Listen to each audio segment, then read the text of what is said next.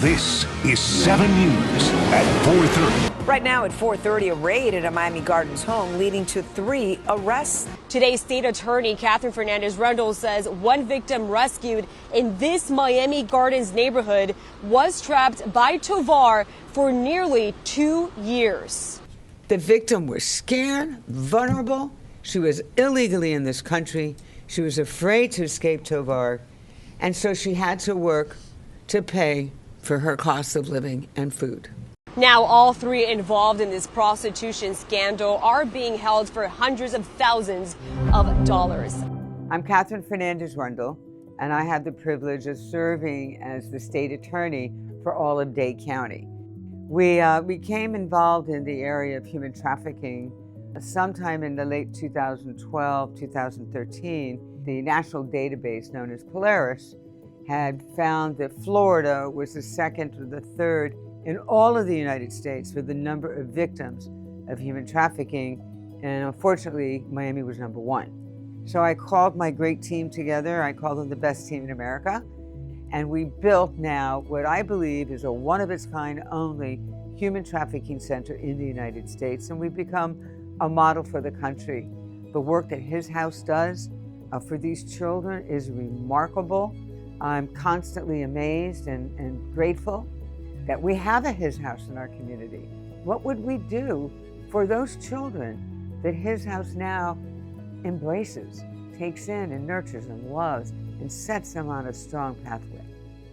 So I work for the city of Miami Gardens. I've been a police officer there 16 and a half years. Prior to that, I was a police dispatcher and police explorer with the city of Hialeah. Since I was born, I've always wanted to be a police officer. So I am assigned to the human trafficking unit. I'm on the task force at the Miami-Dade State Attorney's Office, and we help victim and recover victims of human trafficking. I met Jackie several years ago as she became part of our task force from Miami Gardens. So Jackie's this quiet strength. I mean, she really is a superhero. The only thing she's missing is one of those kind of uniforms. You know, not a police uniform, she's got that. But I could just picture her, and the Wonder Woman? She is a Wonder Woman. I knew her work.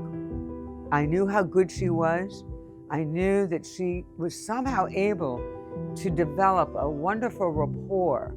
What I didn't know was what her history was. My sister and I were part of his house. I got there when I was around 8 or 9 years old and was there for about 2 years. At the time, my mom had a drug problem, and the pastor and the pastor's wife of the church that we went to had reached out to Gene and asked them if they had space for my sister and I to come to his house while my mom got help. Being at his house was so different because for the first time in my life, I had somebody to help me with my homework and help me, with science projects, and somebody to take the time, even having so many other kids, but to make that time for me alone and spend time with me and teaching me really meant a lot to me. Being able to stay with my sister was so important because I had never been separated from her, and we shared a room at his house. We were in bunk beds. And then you learn about where all that strength came from, what a strong human being, what a strong woman she has to be, not only to have survived herself, right, and been to his house. I mean, that's just incredible to me, to been in foster care, but then to go work and kind of relive and absorb. When you work with these victims, they're absorbing a lot of that trauma from those victims. She had to be really super strong not to have those trigger some of her own traumas and things that she went through in her experience as a young woman, a young girl. Being a part of his house has been so important, especially in being a police officer, because it has given me that compassion, that love, and that patience. I think with everyone that his house has working there and volunteering there, they have really shown that they really care about the kids. They give them hugs and kisses, and we don't have that, when we're growing up, when we come from, our environment is so dysfunctional. So to have somebody steady in our life that we get to see, and somebody who's volunteering and cares, it really means a lot. I encourage people that would want to help His House by volunteering and being consistent, because it's something that we don't have growing up.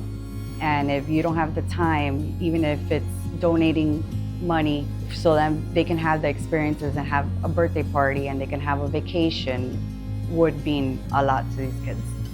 It helped me. It made me who I am today. It made me a good mom. It's made me a good police officer. What His House is doing is nurturing, growing future leaders, future superheroes like Jackie. And so that as all of those young people travel through His House and they get the experience of the love and the nurturing, the mentoring, the positivity, the things that His House does for these young people, they've grown now, people like Jackie, who Jackie now want to go and save little people like she was at one point. So look at that. It's this beautiful symmetry, a circle of what His House has done over the years. And so thank you, His House, your board of trustees, all the staff that work there. Thank you for what you do for our community, but most importantly, for the investment that you make of caring and loving and nurturing our young people to be wonderful, healthy, happy, contributing members of our community. Congratulations, His House, on 35 years.